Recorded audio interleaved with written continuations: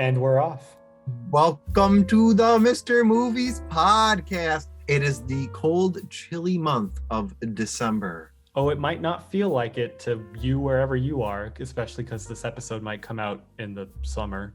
Oops. Yeah. But like it's December where we are. Christmas in July, baby. Christmas in July. Exactly. Happy Or holidays. maybe June. Duncan, how many things did you watch in December? Wow, what a question, Frank. I wasn't really prepared for this. I'm gonna take a few hours to think. 3. I watched 3 things. Uh-oh. Well, some backstory. I spent the last year running. I spent the last year hiding.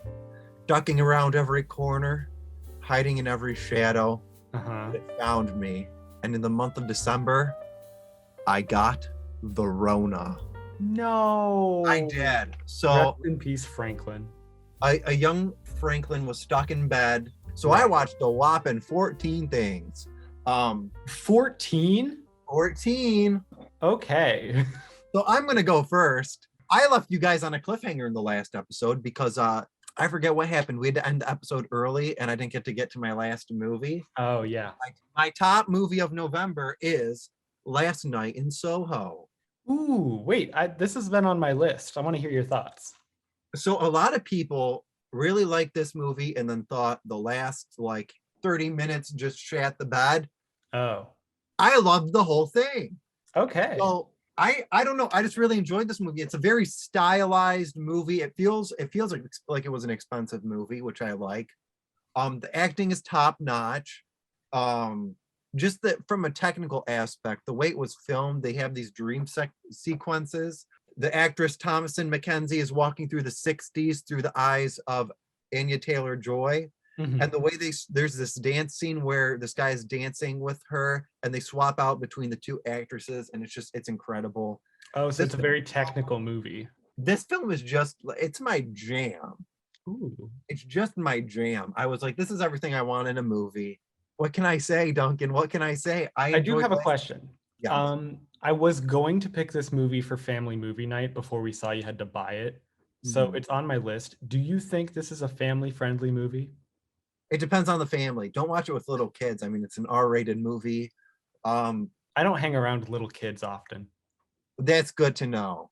I enjoyed it. I mean, I think your family will enjoy it. I Okay. could definitely see why the last 20 to 30 minutes some people don't like, because it definitely takes a turn. But I had a groovy time watching this movie, Duncan. I don't know what to tell you. Hell yeah. I'm gonna talk about a movie. So when I got the Rona, I was stuck in my room a lot, so I would just have movies on all day. Then my Sure. whole family got the Rona, so we chilled on I remember New Year's Eve, we all chilled downstairs and we watched the Amazon Prime movie being The Ricardos. I've never heard of that. So it's a story about Lucille Ball. She's played by Nicole Kidman, and then Javier Bardem. My mom's a big I Love Lucy fan. We're Italian. We have a framed picture of her in our kitchen from the So episode you love Lucy. on the grapes. One could say that we indeed love Lucy. Got it. And we, being the Ricardos, from what I got from the advertisements, I was like, oh, it's going to be like the life story of Lucille Ball. How interesting and stuff. Like, it's going to be funny and stuff like that. This movie barely has any jokes in it. Oh. It tells a very serious story. Ooh. Well, that's good at least. It's not like depressing. 180 of what I was expecting. But I just had such a good time with this movie. It's kind of interesting. So apparently in the 60s, Lucille Ball was blacklisted, was afraid she was going to be blacklisted during the Red Scare because it got out that she was listed somewhere as like a communist, and it was like a mistake on paper. Oh. So it kind of follows her over the course of a week, and they show them rehearsing for an episode of I Love Lucy, and how she's like very much like particular on how we have to have everything right for this episode because it's going to make or break my career, basically. Right. Yeah. And you feel the stakes and the pressure. And I thought this was just a great film. Nicole Kidman, phenomenal. She's good. Yeah. She's phenomenal in this movie. Javier Bardem killed it. J.K. Simmons is amazing in this movie. He's always great. Yeah. I know what you're getting with J.K. What does J.K. stand for? John Krasinski. No, I don't think so. I don't think that's true. John Krasinski Simmons. Being the Ricardos, I highly, highly recommend. It's just a fun movie if you're into that era of TV and stuff and just the era of politics. Yeah. It's a good time. Now I'm going to talk about a movie I wasn't too hot on. Ooh. And this one's going to be controversial because a lot of people like this movie, but it just wasn't. You usually have pretty accurate feelings on movies, so I'm gonna side with you before you even say what it is. I was excited to watch this movie, and I walked in wanting it to be good, and I was expecting it to be good, up to the quality that this studio usually delivers their movies. I watched Encanto, so I don't dislike the movie. I just thought the movie was just kind of like run of the numbers for me. It was just kind of like, Okay. okay, this is what I expected. There's, I don't know. I just couldn't get into the movie. It never fully won me over. I didn't see it, but I'm pretty familiar with the concept. It's like just a family. They all have like abilities except one girl, and it's like, what's my ability? And the grandma's like, I hate you. So it's like a Yeah, familial thing. Like a, basically the plot of the movie. I mean, I don't know. I wanted more. okay. We don't talk about Bruno Slaps. It's a great song. The So I've prior heard. song slaps. An amazing time. This movie, I don't know. Hmm. I just don't know. I don't really have an opinion about it. It was just kind of like, yeah, I watched it. I Which is mean, with such an interesting premise, you would hope that they would like do a lot with it. From what you're telling me, so it kind of so sounds like they played I it got a safe. little bit of beef with this movie. Oh, Nothing to okay. do with the actual movie itself. I work at a movie theater and I have to build, you ever go to the movie theater, you see those stupid ass cardboard standees? Oh, that you can like, yeah, of course. I have to build those. And for whatever reason, Disney just likes to make the most complicated crap. Everything's got to have every letter for this one was its own piece that I had to put in.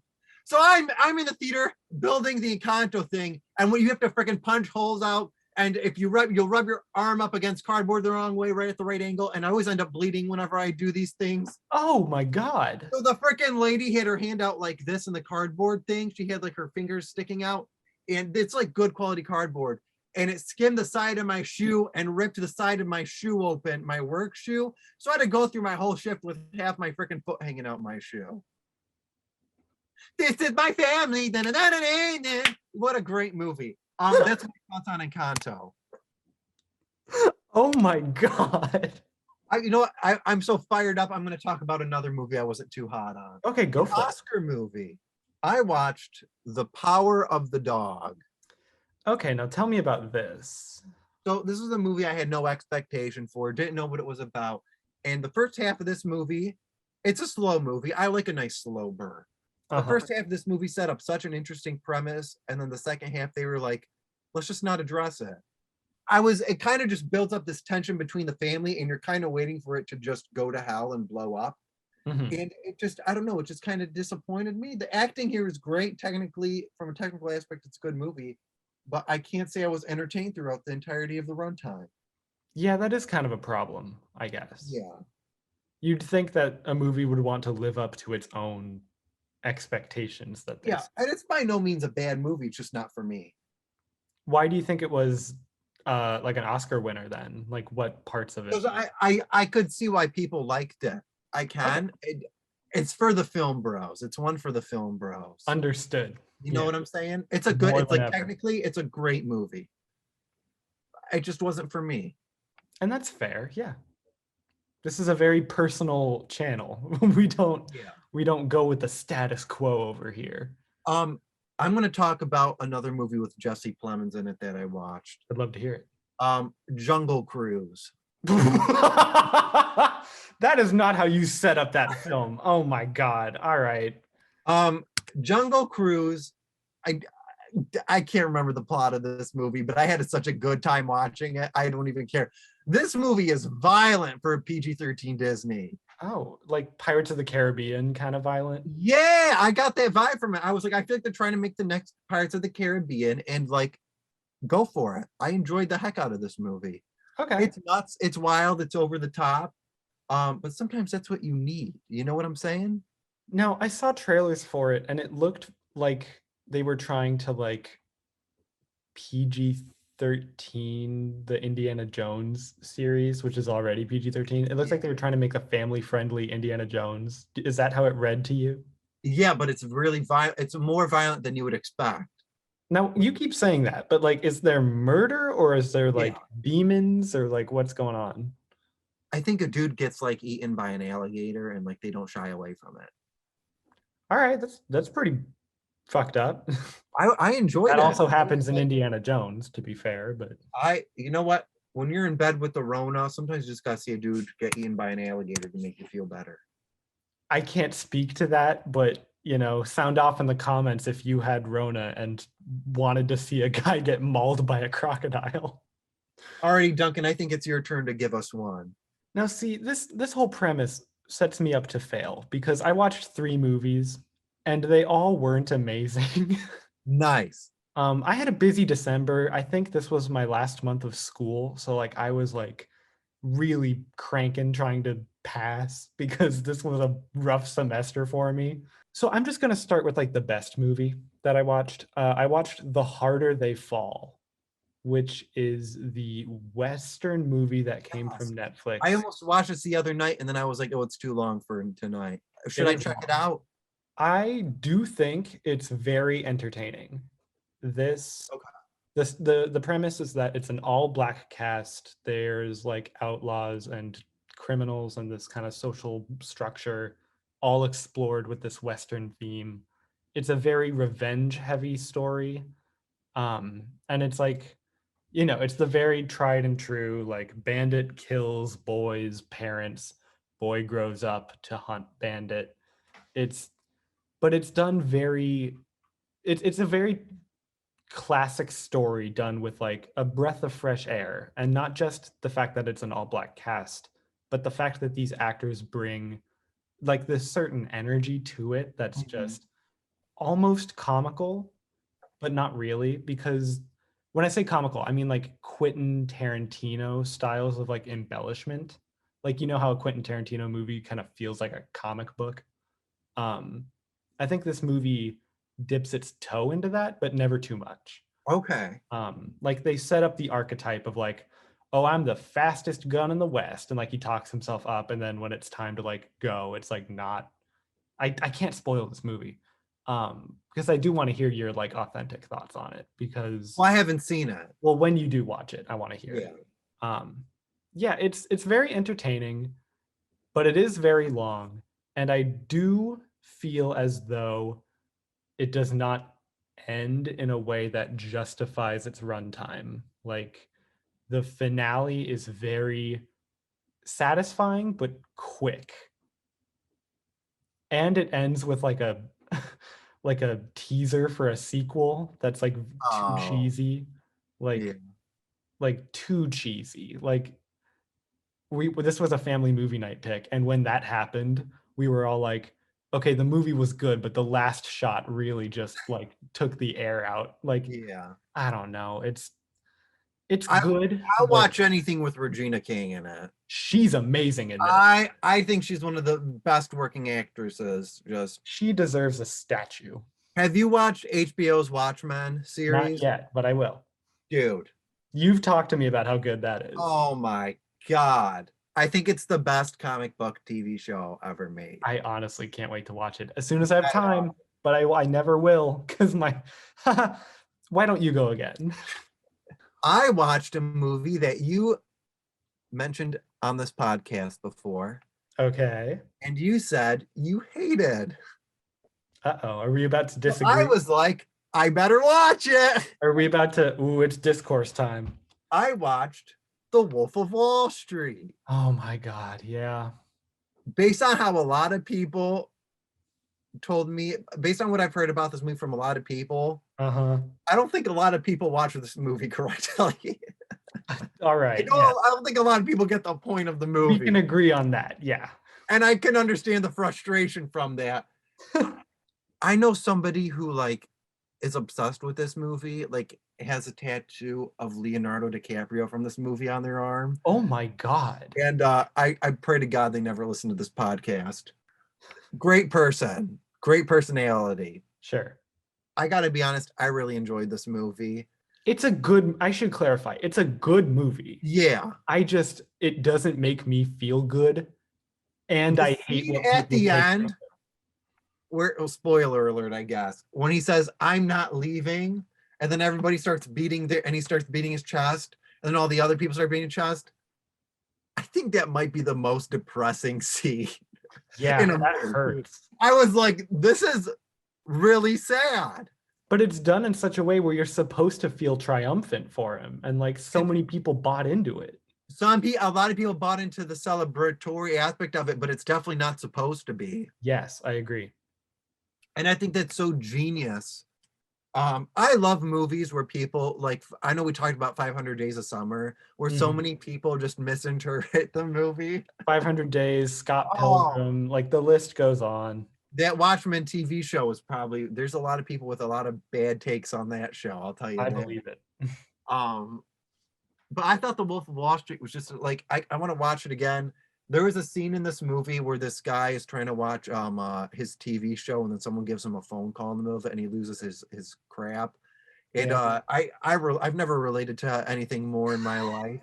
Yeah, that's you when I text you, can we film a podcast? You're in the middle of something, you're like, God damn it. Oh my gosh. No, no, it was more like I sent that clip to my sister and I said, "This is me when you tried to call during Superman and Lois," and she laughed because she knew it was true.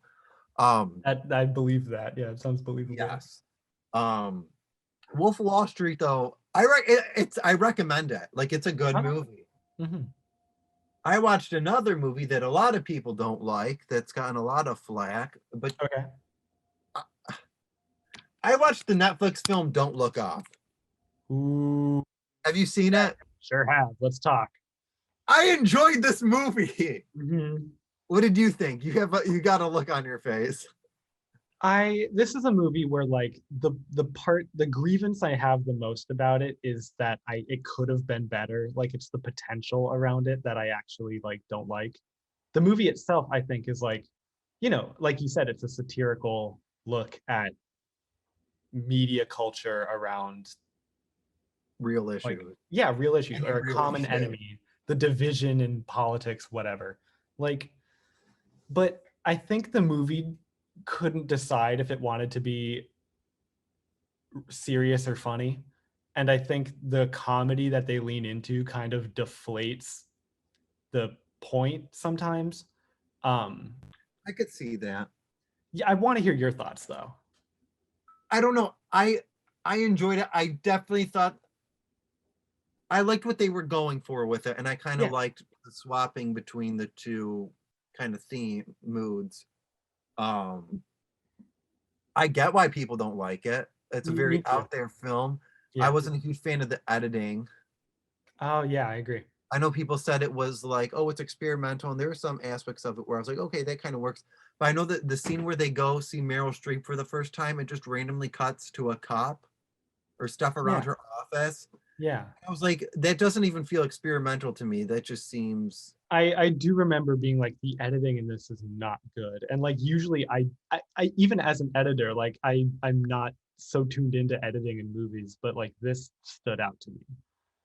some of the best editing I've ever seen. Not to bring it up again, the Watchmen TV show on HBO has some Yeah. of the best transitions I ever seen. Ooh, transit. Ooh, I will look forward to that. Yeah, great scene transition. But I enjoyed Don't Look Up. I don't know. I had a good time with it. Hmm. Yeah, that's fair. I get why people don't like it.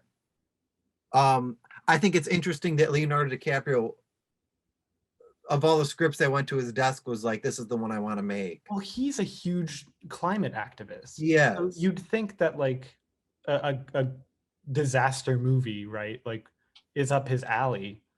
But then you watch the movie and you're like, is this what he signed up for? It's like you'd think, I don't know, if he was gonna do like an environmentalist movie, he would have picked something with like a stronger thing. Because I mean, spoiler, the movie is basically like if we don't unify, we will die, right? That's the big thing.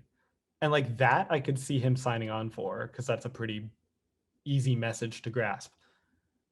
you know what? I don't regret watching it. Yeah, yeah, that's a good takeaway. Yeah. That's what I'll And say. hey, it's free. It's Not really. Netflix is really expensive. Well, sure, but you didn't have to pay to watch this movie specifically. That's fair. And that's how I judge its worth. That's true. But you know what a movie that I'm really glad I watched is? What's that? Well, I can't say yet, Duncan. Oh, But we have a rule here at the Mr. Movies podcast. Not so much a rule, more so a way of life, a way of thinking, I missed this company meeting. I don't know what he's a talking about. thesis statement of our brand, Okay, yeah, our slogan, our motto, our company our way of motto. life. Yeah. A way. It's not even a motto. It's a way of life, Duncan. Okay, And you know what that statement is, I'd love to hear it. baby? It's on when it's on. It is on. Steve Zahn, baby, woo! Steve Zahn, Steve Zahn, Steve Zahn. Oh, my hair, Jesus. All right. I watched the HBO Max original movie, 8-Bit Christmas, with no other than my boy Steve Zahn. I'm sorry, 8-Bit Christmas? This movie, next Christmas, you got to watch this movie. Okay, wait, hold on. Clarifying question. Does this movie star Steve Zahn or is he in it? He's got a pretty good, he plays the dad. Well, he plays a dad in everything. Oh, he's the dad. Steve Zahn is America's dad. What am I talking about? He's a very paternal figure, that Steve Zahn. I love Steve Zahn. Okay, so he's featured, but If it's I not ever like become stars. like if I reach my dreams of becoming a director Uh-huh. and I don't make something with Steve Zahn, it wasn't worth it. Yeah, I agree. I just want to make that clear. You have to. I love Steve Zahn. Who doesn't love Steve Zahn? Oh my god. So 8-Bit Christmas is the story of it's Neil Patrick Harrison telling the story to his kids about when he was a kid of how he wanted a Nintendo for Christmas when he was Oh, you know little. what? I saw a trailer for this. Yeah. This movie's adorable. I watched this with my family and we all loved it, and we're probably gonna watch it again next Christmas. Oh, Like, that's cute. this film is just so cute and wholesome, and oh my god, Steve Zahn in this movie, I can't rave enough. I cannot rave enough. He brings the goods, Duncan. He always brings the goods. Steve, yeah. It's on And, when it's like, on, baby.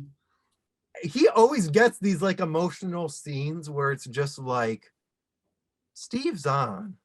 Yeah, I've noticed Steve Zahn. He plays like the comedic role for most of the movie. The goofy like dad, but he always gets these He's like the heartwarming butt of the arcs. joke. But he earns it. He gets one scene Yes. where he brings the emotional core and it lands, and you walk out of that movie just being like, that fucking actor is so good. Mhm.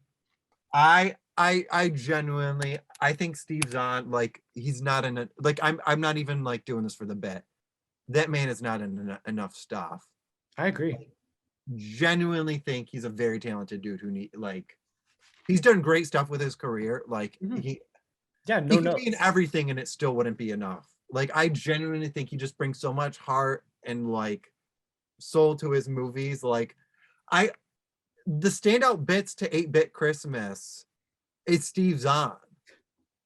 Like, I'm not even joking. I just think Steve Zahn is just this fantastic treasure, and we need to protect him at all costs. I love Steve Zahn.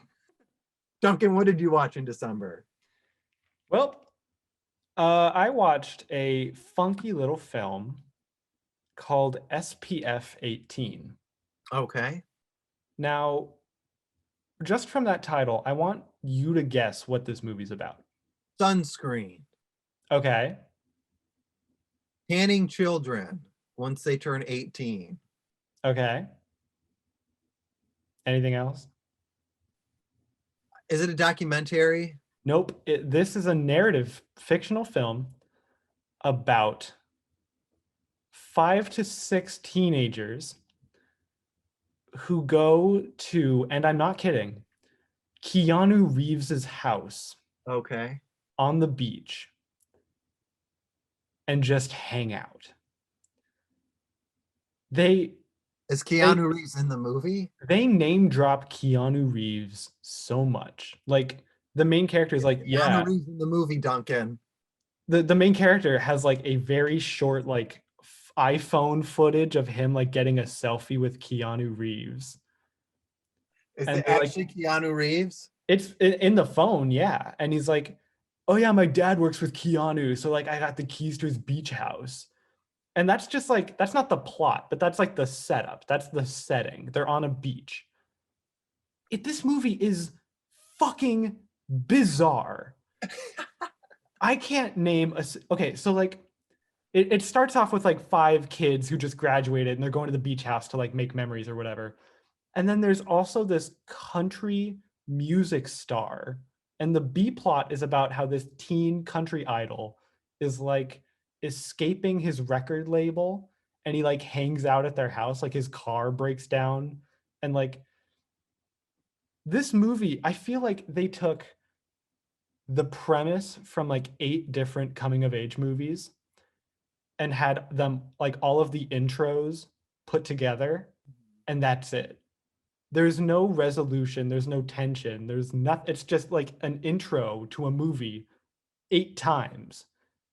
And like, but Pamela Anderson is in it. She's like, she walks by on the beach for one scene, and you're like, what the hell? I think Molly Ringwald is also in this for like one scene. Really? And then at the very end, they leave the house, and then Keanu Reeves comes in and he's like, what the hell happened to my house? And the movie ends. And like, how did they get such big names to show up for one scene? I What don't is get it. this, like a Netflix original movie or? I don't know if it's an original, but it is on Netflix. And it's just like, all right, the movie itself is about these kids being like, I want to date and like, oh, I want to do drugs and like I want to surf. But like they don't do any of those things. It's like it feels like a drug trip where you're waiting for the cool stuff to happen and it never does. I don't know if you've taken psychedelics, Frank, I have but not. the few times I have, it has been like I wanted the cool stuff to happen. Because in the media, everyone's like, oh, like a giraffe came out of the walls and it gave me life advice, or like, Yeah. oh, I'm going through space. But I've never done it, and like if I'm expecting something to happen, it never does. Like it only happens when I take it to be like there was one time when I was like, I'm just going to take it to have fun, and I had the worst trip of my life. I was like a nightmare. But every time I've expected something to happen, it never has.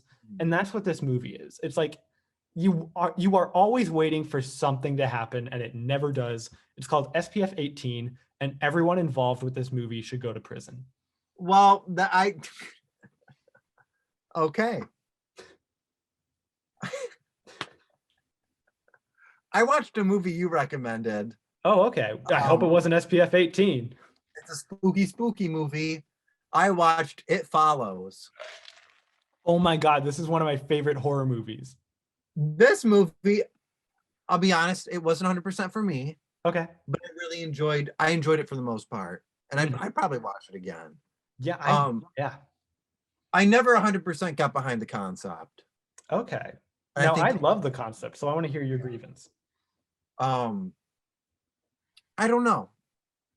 Okay. I don't know. I enjoyed it. Like I had a good time watching it. The sound design in it is incredible. I love this. That was more like most of the spooky came from. Yeah, I agree. So what is it about the premise? You don't like the fact that I it's like the characters too. okay, but you don't like that the monster is slow or that it can shapeshift or I just didn't like that if they killed the person that you had sex with to get rid of it, then it started hunting you again. so you don't like how it's like Never ending. never ending. Okay.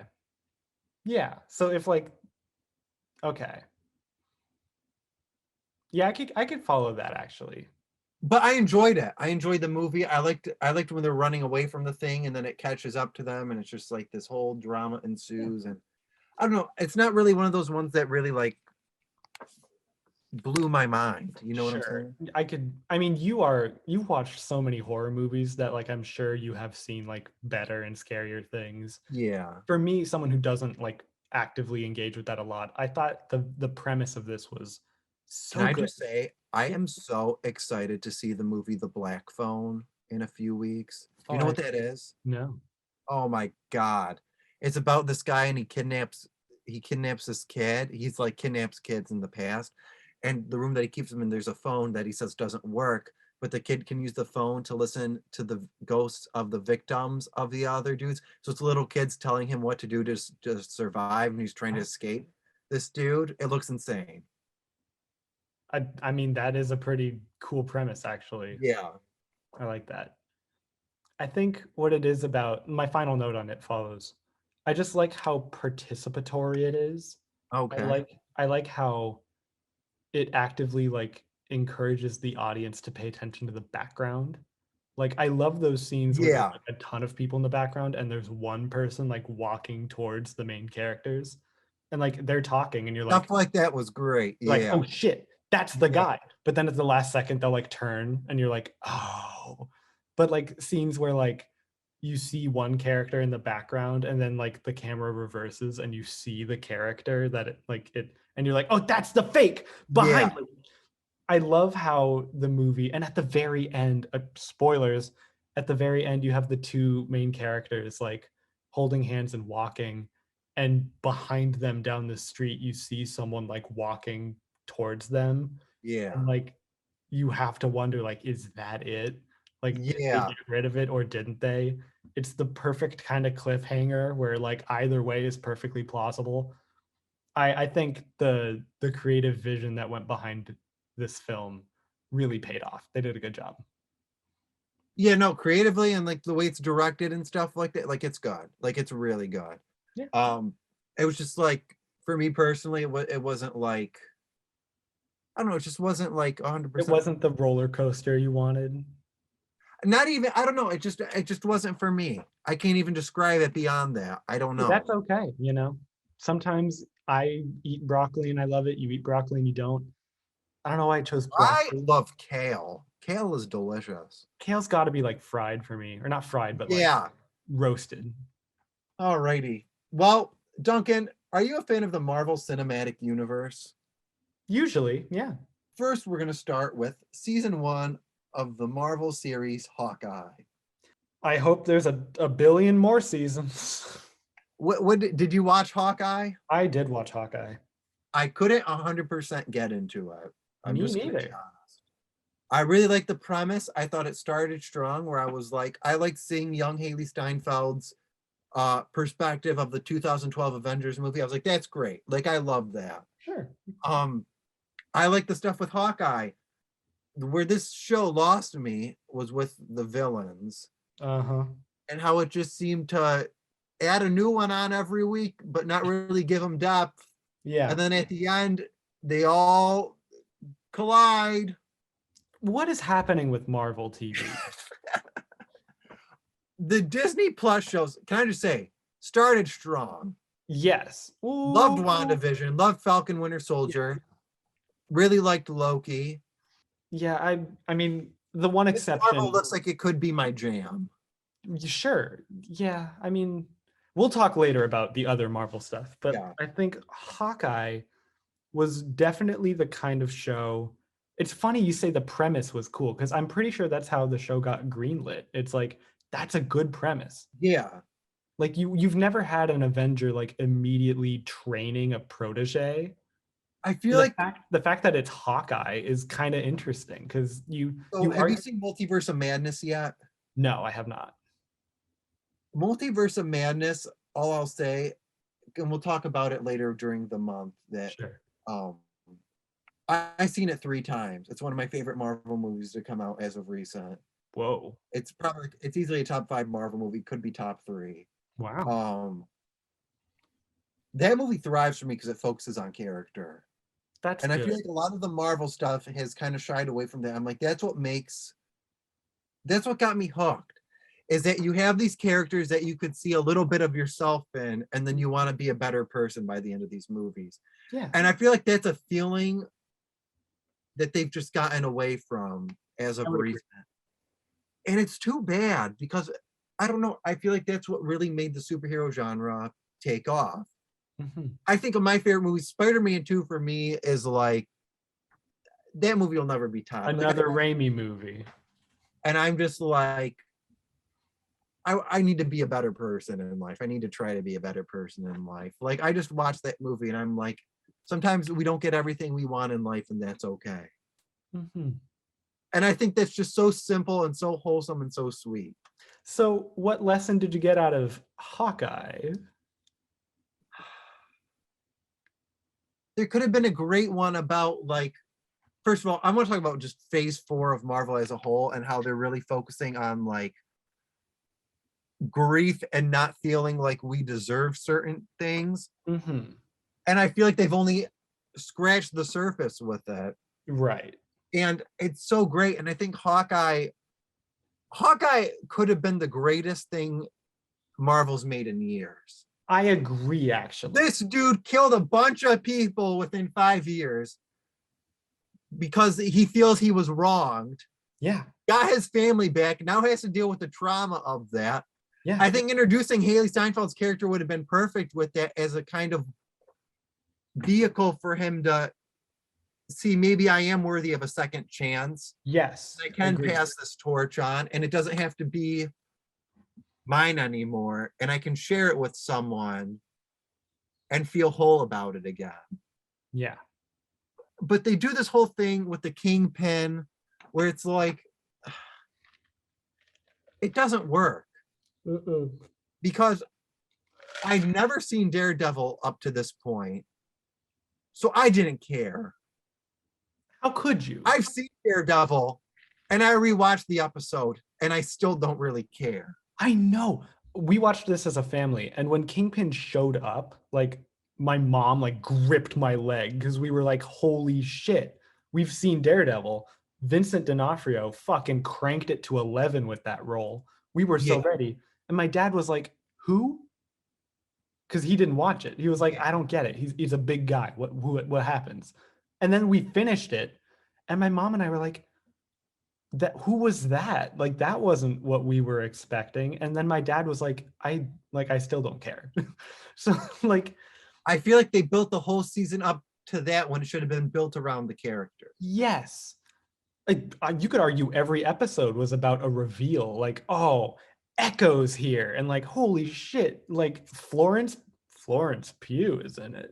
They're like, look out. I forgot Florence Pugh's in it. You could have had Florence Pugh in it and it would have still worked. I think Florence Pugh brought a great, because again, her motivations are all character driven. You know why she's doing what she's doing. Yeah. That would have worked great. Florence Pugh should have been the antagonist of the series.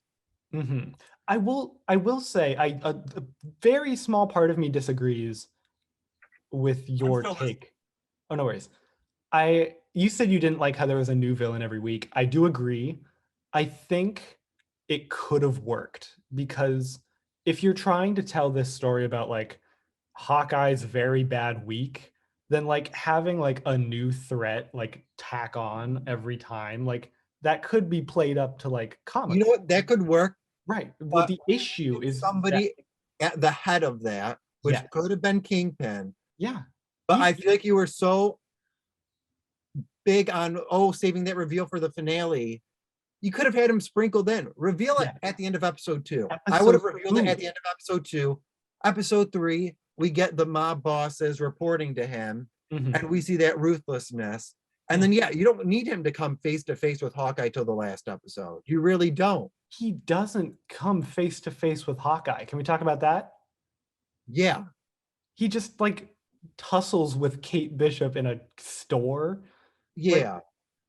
Like it felt so weird. And you know he's coming back. And like, oh well, Marvel can't get rid of anything profitable.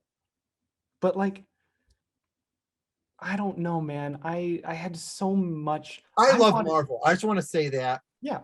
And okay, wait. This is my final note. I think I talked about this. I made a video on Hawkeye, but then I deleted it because I didn't like it. But I really wanted Hawkeye to die in this, because I'm trying to remember all the points I made. Because if he doesn't die in Endgame and Natasha does, and he's grieving that, like him having the chance to leave Haley Steinfeld's character with the role of Hawkeye, like, is one thing. Like if he's retiring, then like fine. But like you took away his sacrifice for his family in Endgame, which could have worked, right? Like he lost his family in the snap, he dies to bring them back. That could have worked. It also worked for Black Widow, whatever. But like if you're trying to send off a character, why have him retire if it's not going to like be conveyed in the show to be that Yeah. monumental? Like if he dies, then it gives this whole new meaning to Kate, right? Now she's protecting his family. She is stepping up to lead this new pack of kid Avengers or whatever. I say there's a group of people online. I don't want to talk about this, but I feel like I have But you're to. gonna. I can't stand them where they're like, oh, they're adding so many women into the Marvel Cinematic Universe. And they're like, now it's becoming the MCU. And Oh, I'm those like, people you piss me gotta the hell off. stop. Like Just shut up. just Cut because the some original Avengers grass. only had one female character, they think it has to be that ratio forever. They're like, Yeah. if there can be 15 guys and 2 women, but no more. It's like, and they're comic book accurate. It's not like Marvel's inventing these characters just to Yeah. like throw in their shit. They're real developed things. Like people complain about comic book accuracy, and then when it happens, they get all pissy. Yeah. Whatever. Anyway, Hawkeye should have been so much better. Whatever. We've talked about Hawkeye for too long. I don't know. I don't like it when I have to talk about something I don't like Sure. because I know how hard people work on these shows. The And show working is with Marvel, it's got to entertaining. be such a time crunch just because it's a giant TV It's show. got to be a hellish job. So it's got to be a lot of fun. Like I would love to work for Marvel, Well, but I mean that's got to the be a lot work of hours. The work hours are probably pretty hellish. Well, you got to keep on a schedule because Hawkeye has to come out before this project. You can't switch away out the schedule or else there'll be story conflicts. It's got to be out by Christmas. It's a Christmas movie. Exactly. So I feel that, and that's enough on Marvel. Let's talk about Marvel. I watched Spider-Man No Way Home. Spider-Boy, No Way Jose. I watched this when it came out on digital, so I can talk about it. Alrighty. Okay, so are we allowed to spoil this movie? I think it's been enough. Yeah, well, we can spoil it. So all the Spider-Mans are in it. They are.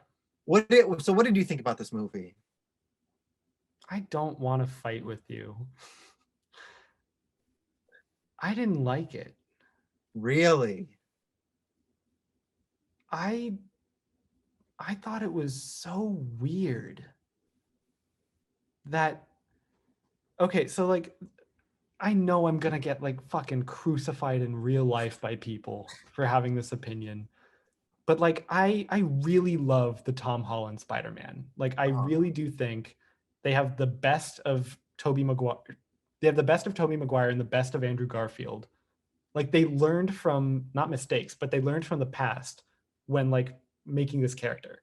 I thought the first Spider-Man is a really good story about how he's trying to live up to the expectations around him and he wants to be a superhero really badly. And he's rushing into the responsibility part because responsibility is this huge theme of Spider-Man. And then in the second movie, he's trying to step away from it and he wants to be a kid. But the responsibility of like doing the right thing is what drags him back. I love that.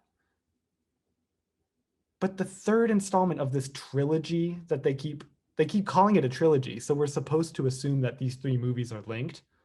This third movie takes everything from the past 2 movies, spits on them, puts them in like a trash compactor, crunches them, shits on them.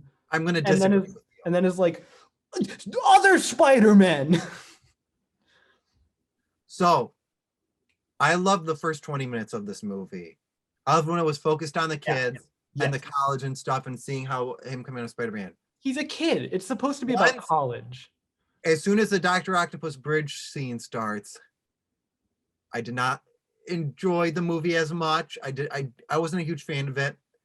And I was dreading. I'm not, this is not a surprise for anybody who listens to this podcast. I'm not a fan of the nostalgia movie. Yeah. And I was like, I feel like they brought back Ock so he could say the power of the sun in the palm of my hand. And they brought back Willem Dafoe so he could say, I'm something of a scientist myself. Did I smile? Yeah, but it's hollow. There's nothing there. You get And 2 seconds of being like, things I know. And then it's I was dreading because you knew Toby and Andrew were going to show up. And I was dreading it. And I will say, I was pleasantly surprised when they showed up because I felt they actually served a purpose for the story. Now, here's what I want to say. I'm going to disagree on what you said with they were spat on what they set up with the other movies. Because the other movies really have been Spider-Man has an issue. He goes to an Avenger for help. Stuff gets out of hand and he has to learn to deal with it on his own. I was like, I don't want to watch that movie again. Yeah. And the beginning of this movie, stuff goes out of hand. And he goes to Doctor Strange. Yeah. But I appreciated this. He goes to Doctor Strange to fix the problem. Stuff goes out of hand. But I felt like they changed it toward the end where he actually learned a major lesson. So let me preface this. I love learn those things. I love Homecoming. Yeah. I wasn't a huge fan of Far From Home. I really like this movie. Yeah. And I think it gets me excited for a future installment just because of the way it ended. And I remember when Homecoming came out and the big thing was, we're skipping the origin. We're getting right to the good part. Right. I feel like they took 3 movies to get to where all the other Peters were at the end of their first movie.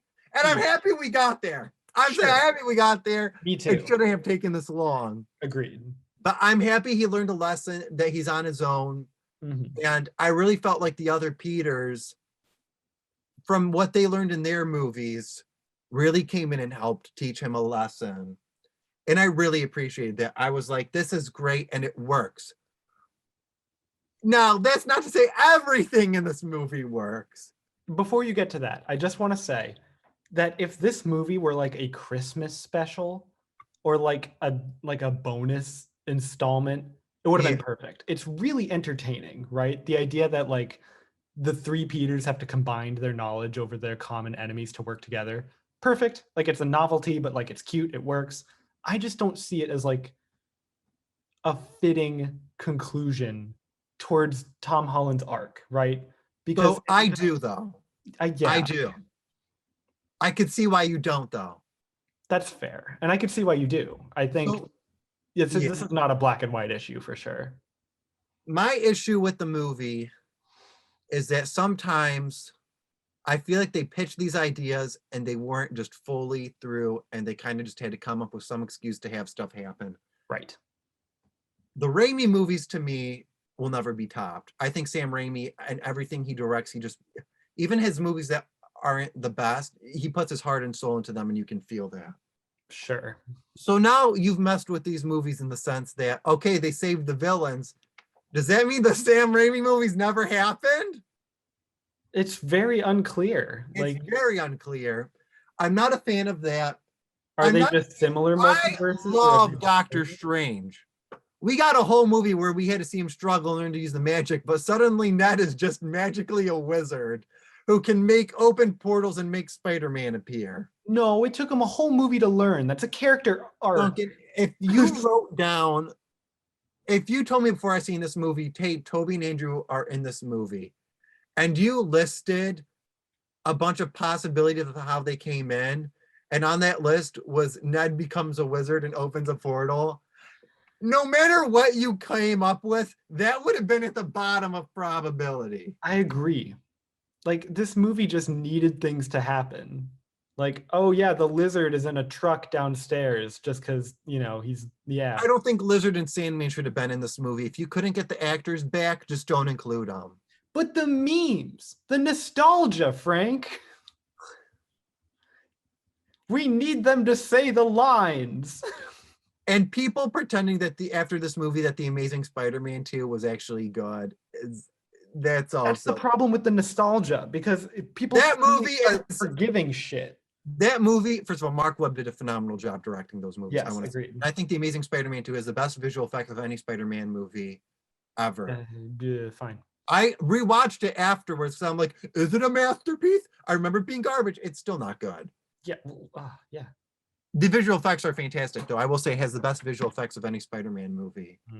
It's Sony money. They have tons of money, but they don't know what to do. That movie was sabotaged by the studio to just set up stuff, and it doesn't work. That's every Marvel movie. Go on. No, but that one, it really is. Yeah. That one is bad. I wasn't a fan. Or I was a fan of the movie. I wasn't a fan of a few small aspects of it. I can watch the movie and enjoy it and have a good time with that. Sure. And I think it has the best ending to a recent Marvel movie for me. Spider-Man No Way Home? Yes. Yeah, I sure. love that ending of him swinging. It just feels so earned. It just feels like earned. it's sad, but it's hopeful. It's like you want to look forward to the future. That's what you want in a Spider-Man movie. Yeah. Not everything's going to go your way in life, but that shouldn't stop you from being a good person, and it should give you hope. Agreed. I think that's the mantle of the character. Yeah. I don't know. I think no spiders. Ned's a wizard. Ned's a wizard. I think it sacrificed. I know you think the character work is good, but I think it does sacrifice character to have to have Tom Holland's Spider-Man only develop from previous movie characters. Like if I had not seen any Spider-Man movie until the Tom Holland ones, I would be like, I would have enjoyed the movie. I think the movie is dependent on you. I think the movie knows that though. Yeah, but at what point are you making a movie just for the fan service then? To be like, to pour the toy box out and be like, oh, but it's Electro, remember? And like, if you don't know who Electro is, you're like, what are his motivations? What does he want? What's his, like, the time it takes to make a well thought out villain. I think this movie was kind of banking on like, you've seen the other movies. You've seen the other movies. And like, I like the other Spider-Men, but like if they haven't, Willem Dafoe's incredible in this movie. Can't go without saying that. Acted circles around everybody. It should have been only Willem Dafoe. I will die on that hill. Wrong enough to have it all, too weak to take it. One of my favorites. If it was just Green Goblin, that would have been great. Just being like, this ain't my home. I'm gonna fuck shit up. Like that would have been a fantastic movie. And maybe the other Spider-Men like communicate to Peter through the multiverse, but they're not like there swinging. Like that way you still get the impact, but they don't take away from Tom Holland. That would have been so much better. I liked seeing them there. How they got there was rough, but I liked them ultimately there. Okay, the last thing I want to talk about this movie. I know you say you like the ending because like I will agree the final note is good. Yeah. But like, so this was basically the last time that the Marvel movies get to use Spider-Man as of now because their contract ran out. No, I don't think that's true. Well, I mean, Sony is directing Spider-Man 4. Sony's been directing. So this is technically a Sony film. Sony directs. I mean, they're attached to it, but I think Kevin Feige got like executive control. And I think the next basically they make all this. Marvel makes all the Spider-Man movies from how I understand it, and then Sony just gets like most of the money. Well, that's how it's been so far, yeah. But I think this marks the end of that. I think no, that was now the end of that was marked with No Way Home. I'm pretty sure Sony. Why do all these movies sound the same? Remember, it was marked with Far From Home because Far From Home came out, and then they were like, "Hey, we're done with." Remember, there was that whole thing where it's like Spider-Man will be done with the MCU. Well, yeah, that's why Tom Holland had to fight for one. You're good. They're good with it. No, they fought for one more, and it was this one. No, they still got more. Are you sure? Because I feel like the reset they did, like the whole nobody will remember Spider-Man. 99.9% sure. Well, then why would they end it the way they did? I don't. Why would they be everyone forgets Spider-Man and undo every like role he had in the MCU so far? I think they wanted to start fresh with the character. But couldn't they have? I mean, I don't know. The fact that they undid all of his involvement in Endgame, in like Infinity War, and like all of the moments we had with Tom Holland, they're basically like, yeah, nobody Well, no, remembers they're that. still there because Spider-Man was there. Just people don't know that he was. He had his mask off half the time. So I assume people just imagine he had his mask on. That The way picture I that see the interaction between Spider-Man and the characters didn't change. That's how my brain interpreted it. And they kind of get into it in Doctor Strange. There's kind of, I don't want to spoil anything, but there's a line that basically they reference Spider-Man. So I get it to where they reference Spider-Man. so they know the guy is real. They know Spider-Man, they just don't know Peter Parker. So So I assume the way I assume is nothing's changed within the MCU. they just don't know his identity. Any scene where you see Tom Holland's face, just imagine there's a Spider-Man mask on, and that's Okay. what they think. So I guess the final thing I have is like in Iron Man's possessions, he has that photo of him and Peter that he looks at in Endgame full of sorrow and remorse. Is that just Tony with like a kid now? I guess. I'd assume he disappeared from the picture. Duncan, I don't So it's know. just him like posing with half an empty Yeah. picture. Yeah. All right. It's a Marvel movie. Sure Just is. have fun with it. You know, Okay. I I'll stop watched caring so much. That'll I fix watched it. a Steven Spielberg movie, Avatar. The Terminal. Oh, what's that about? It's about Tom Hanks. He's from this country, and he's visiting New York, and he goes to the terminal of JFK, and then he Woo! realizes that his country's gone to war, and um, his country gets kind of like blown up and merged with another country. So his country no longer exists. So he's a citizen of nowhere. So he's not a citizen of the US and he's not a citizen of his home country. So legally they have to keep him in the airport and he has to live there. Oh, And this movie is so damn wholesome and sweet and I loved it. And I've seen it twice since I watched it in December. I highly recommend it. It's phenomenal. It's amazing. That's okay. all I'm going to say. Wow. Duncan, what was the last movie you had? Red Notice. I haven't seen it. Tell us. I know what it is. So Dwayne the Rock Johnson is a bandit, or like a no, he's a cop, and Ryan Reynolds is a bandit, but they're after the same thing. And so Dwayne hires him undercover, and it's full of goofs and gaffs. And Gal Gadot is a master criminal who's also after the same thing. And there's hijinks, and it's fun, and you laugh, and There's always got to be hijinks. there's plot twists and green screens and action and wow, and it ends on a cliffhanger, and Netflix is like, there's a second and third one coming, and then Netflix filed bankruptcy. And I think it's really funny that this was the last movie that came out before that announcement was made. I mean, it was no secret Netflix was bankrupt. Now it's Yeah. just actually starting to affect But they them. had to admit it after Red Yeah. Notice.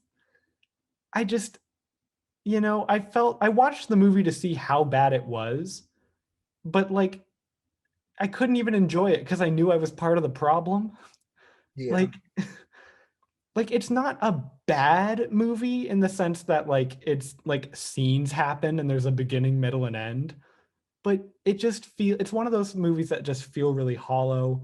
And if you watched like a good movie the day before, then it's really gonna suck watching this one.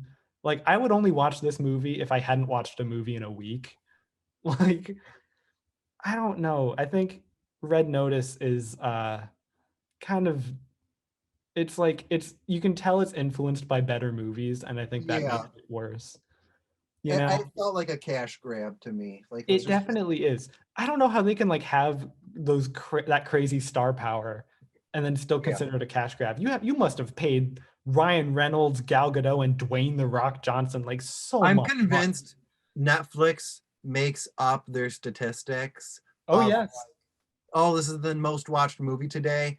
Oh, You're the like the first person ranking, I'll like the ever 1 watch out of 10 shit. It's like, oh wow, it's all Netflix property. Like, Yeah. nuh-uh. They're And I faking. always love when they say, oh, there's a X percent chance that you'll like this, whenever it's a Netflix original, it's always like there's a 99% chance you will like this. Oh shit, 100% you'll like the newest thing we made. It's like, fuck off. The Kissing Booth 5, 99% chance you'll love it.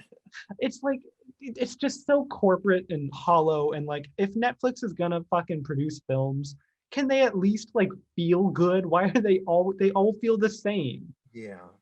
Anyway, sorry, Netflix. I hope. Hey, Yeah. I'm going to talk about a Netflix show. All right. So I was sick in bed with Corona, as we know from. Yeah, that's the premise. And I was feeling terrible. I was feeling sick. Duncan, I think I found the cure. I watched season 4 of Cobra Kai. There is no fear in this dojo, Oh my and there is no COVID in this dojo. That's all I know. They can't say that.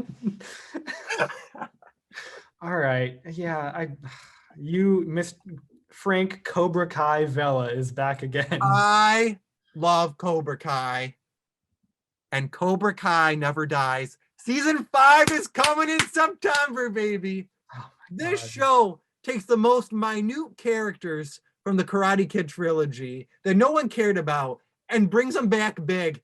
Terry Silver is one of my new favorite characters. Who? Kid anthology. What did he do in the original? God, he kicked ass, Duncan. What are you talking about? So season 3 ends, and it's basically like it's between we're gonna shut down Cobra Kai. It's between Cobra Kai and Miyagi-Do. Mm-hmm. Whoever wins the All Valley under 18 tournament in the Valley. If Cobra Kai wins, Miyagi-Do has to shut down. If Miyagi-Do wins, Cobra Kai has to shut down. Wow, the stakes are higher than ever. Oh my God. This whole season just builds the tension up to this tournament. And when it hits, Duncan, it hits. I think Cobra Kai is the best of the requel era of content we've been getting. I think it's the best of. They balance the legacy characters with the new characters to where I care about both of them equally. I cannot wait to see where John Kreese goes this season. I cannot wait to see just where the story goes, where these characters go. Season 5 is going to be the second to last season, and I'm heartbroken. You're heartbroken? Heartbroken. You don't think the story might be reaching like its natural conclusion? No. Keep it going.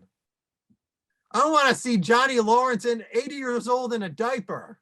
Can I quote you on that? That's a good quote. Yes. Alrighty. One last movie. Okay. My favorite movie of the month. Whoa, wow. A new release. My second favorite movie of 2021. This is the end of our 2021 podcast. Yeah, this was your favorite out of 2021. My second favorite of 2021. What was Snyder Cut was number 1. This was number 2. Of course it was. Steven Spielberg's masterpiece, West Side Story. Frank. Duncan. I cried during this movie. You cry during every movie. I think this movie is just so gut-wrenching. The message is so phenomenal. Steven Spielberg, only he could come in, remake a movie that won Oscars on top of Oscars and make it better than the original. Wasn't the original made in like 1960? Yes. Okay. Duncan, this film, you have to watch it. Make this a family movie night. No. Why? I get one family movie night a month, and I'm not spending it on a damn West Side Story. It's so good, my dude. What's good about it? I'm genuinely curious. There's just so much heart and emotion put into every frame of this film.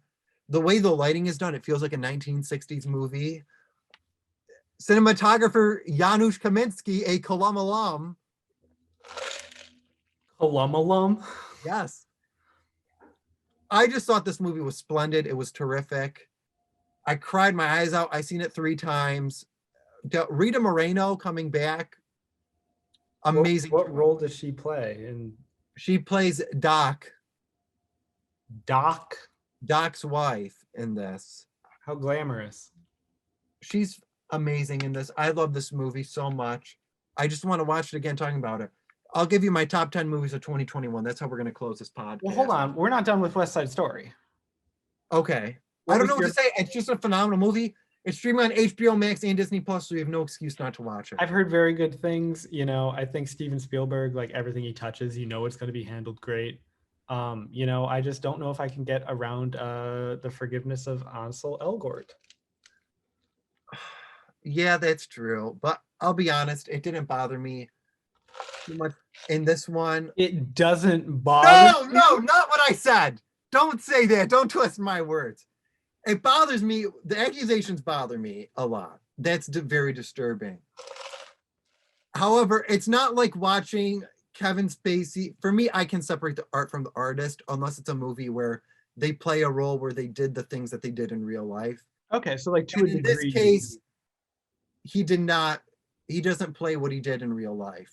Does he bring it, or like is he the best part of, is this his best role? Like, so I actually think he's the weakest part of the movie. That's what It's I've not heard. to say he's not good in it. I think everybody in this movie is a Broadway actor and he's a movie actor, and you feel that. So everyone's over embellishing it. It's very Broadway and it works because it's a musical, but he's acting like he's in a movie, so it's not bad, but it definitely, you notice that. So did like no one try out for the role that day, or like why go with him, knowing his background and like knowing his background and then having him not fit with everyone else? Like, why would they have picked him?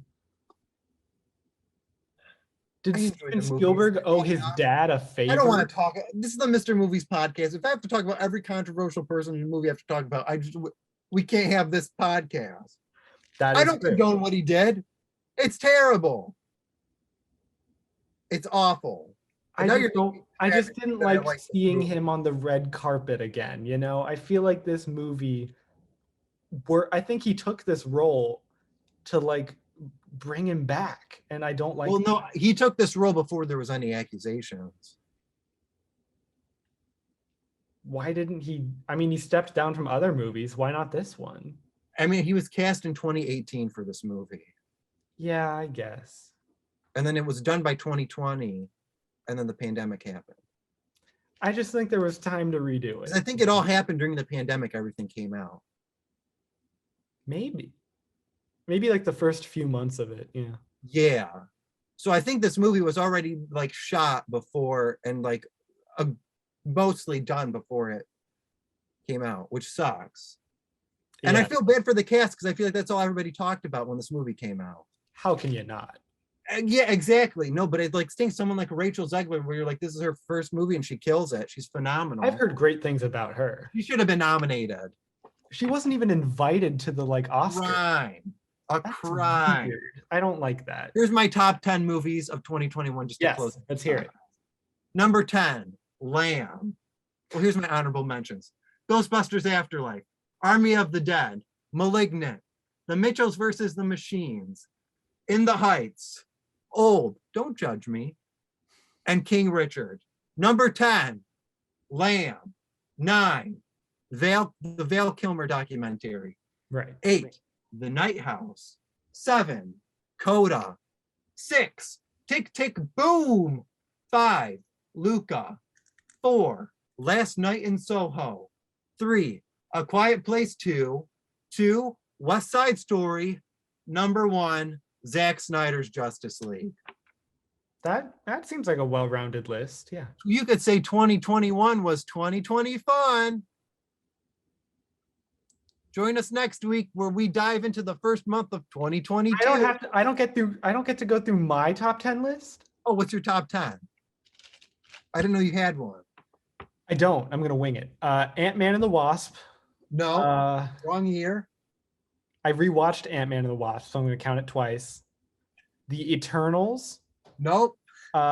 Spider-Man No Way Home, but like the first 10 minutes. Ant-Man and the Wasp as my honorable mention. And then all 3 To All the Boys I Loved Before movies. Barb and Star Go to Vista Del Mar, which I haven't watched. It? No, I haven't. Oh, and then as my top 1, I'm gonna go ahead and say the fan cam of Ant-Man and the Wasp that I saw on TikTok. I think Spider-Man and Eternals were the only movies that actually came out this last year that you just listed. That's possible. Guys, we appreciate you for listening to our podcast. This one's running a tad long. Yeah, they all do. They all do, but we love Frank, you for it. thank you for a great 2021 of connecting. Thank you for a 2020 fun. It's on when it's on. It is. And we'll catch you in the next one. Hit that like button, tickle the subscribe button. See you next year, everybody. Bye. Bye. Love ya, kinda.